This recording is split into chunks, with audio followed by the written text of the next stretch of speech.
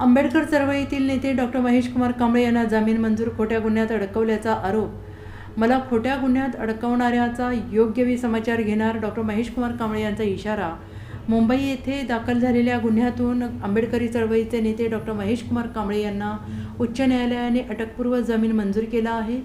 जामीन मंजूर झाल्यानंतर मिरजेत त्यांच्या स्वागतासाठी आंबेडकर चळवळीचे सांगली जिल्ह्यातील आंबेडकरी समाजाने हजेरी लावली होती. मिरजेतील विश्वरत्न डॉक्टर बाबासाहेब आंबेडकर यांच्या पुतळ्याला डॉक्टर महेश कुमार कांबळे यांनी पुष्पहार अर्पण करून अभिवादन केले. समस्त आंबेडकर समाजाने डॉक्टर महेश कुमार कांबळे यांची भेट घेऊन त्यांचे स्वागत केले. बेडक गावातील डॉक्टर बाबासाहेब आंबेडकर यांच्या कमानीचा प्रश्न गेली 25 वर्ष रखडला होता. डॉक्टर बाबासाहेब आंबेडकर यांची स्वागत कमान करण्यासाठी डॉक्टर महेश कुमार कांबळे यांनी लढा उभारल्याचा राग मनात धरून खोटा गुन्हा दाखल केल्याचा आरोप डॉक्टर महेश कुमार कांबळे यांनी केला आहे. खोटे गुन्हे दाखल करणाऱ्यांचा योग्य समाचार घेतला जाईल असा इशारा डॉक्टर महेश कुमार कांबळे यांनी दिला आहे. सांगली जिल्ह्यातील मिरज तालुक्यातील बेडग या गावामध्ये भारतरत्न डॉक्टर बाबासाहेब आंबेडकरांची कमान उभी राहावी, त्या कमानीला बाबासाहेब आंबेडकरांचं नाव दिलं जावं, यासाठी आमच्या बेडगेतला समस्त आंबेडकरी समाज 21 वर्ष लढत होता.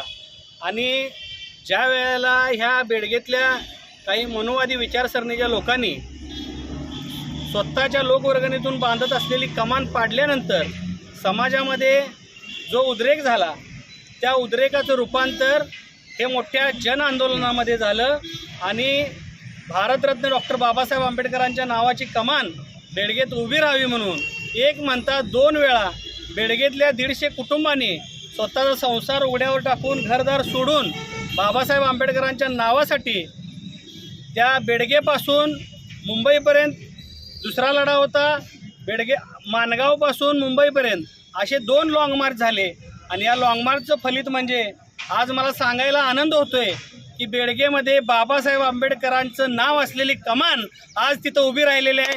याचा मला जास्त आनंद आहे. या बेडगेच्या लढ्यामुळं जी लोक माझ्यावर नाराज होती, ज्यांना डॉक्टर महेश कांबळे खटकत होता, जो आंबेडकरी समाजाची ढाल म्हणून या समाजाला प्रोटेक्ट करतोय, समाजासाठी झगडतोय, मुस्लिम समाजासाठी झगडतोय, या उद्देशानं काही लोकांनी मला खोट्या गुन्ह्यामध्ये अडकवण्याचा प्रयत्न केला. पण मिरज ही हजरत ख्वाजा शमना मिरासाहेब बाबांची नगरी आहे आणि या ख्वाजा शमना मिरासाहेब बाबांच्या दर्ग्याच्या नवसाचा मी आहे. त्यामुळं ज्या विरोधकांनी मला अडकवलं, मला खोट्या गुन्ह्यामध्ये 3-4 महिने घरापासून लांब राहावं लागलं, माझ्या लेकराबाळांपासून लांब राहावं लागलं. या खोट्या गुन्ह्याच्या धक्क्यानं मी माझ्या वडिलांना गमावलो. ते कधी भरून न निघणारं नुकसान माझं झालेलं आहे. म्हणीमध्ये म्हणत होते की घरावर तुळशीपत्र ठेवून राजकारण केलं जातं, पण माझ्या बाबतीत ते प्रत्यक्ष घडलेलं आहे. पण मी यात खचून गेलेलो नाही. त्यांनी असं समजून जाऊ नये की डॉक्टर महेश कांबळे आता शांत झाला.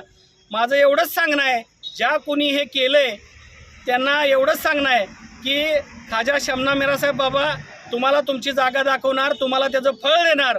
आणि या सांगली जिल्ह्यातला समस्त आंबेडकरी समाज, त्यामध्ये विशेष करून माझ्या बेडगेचा आंबेडकरी समाज, माझ्या माता भगिनी, माझे सर्व बांधव हे सगळे कट्टरपणानं माझ्या या खोट्या गुन्ह्याच्या लढ्यात माझ्या पाठीशी राहिले. सर्व माझी मित्रमंडळी पाठीशी राहिली. भले आपल्या समाजाची नसली, इतर समाजाची होती, पण ते सुद्धा आपल्या पाठीशी राहिले. आणि यातनं मला व्यवस्थित माननीय न्यायालयानं, न्यायदेवतेनं मला जामीन दिला. त्यामुळं आज मी एवढंच बोलणार आहे, जास्त काही बोलणार नाही. माझं स्वप्न होतं की 21 वर्ष जो लढा दिला तो लढा मी यशस्वी करून दाखवला. या लढ्यामध्ये माझे सर्व सहकारी माझ्यासोबत होते. त्या सर्व सहकाऱ्यांचं सुद्धा यामध्ये मोठं योगदान आहे. आणि त्या आमच्या सगळ्या सहकाऱ्यांना घेऊन जो आम्ही लढा उभा केला तो लढा आज यशस्वी झाला आहे. त्यामुळं काही लोकांच्या पोटात दुखत होतं, त्यांनी माझ्यावर प्रसंग आणला, माझं कुटुंब उद्ध्वस्त करण्याचा प्रयत्न केला, पण काय मला फरक पडला नाही. माझ्या सगळ्या माता भगिनींचे, समाज बांधवांचे सगळ्यांचे आशीर्वाद माझ्या पाठीशी आहेत. मी कुठेही खचून जाणार नाही. आणि योग्य वेळ आली की मात्र ज्याचा समाचार घ्यायचा आहे त्याचा घेतल्याशिवाय राहणार नाही, एवढं सांगतो. जय भीम, जय Bharat. Bureau report SBN Marathi, Miraj.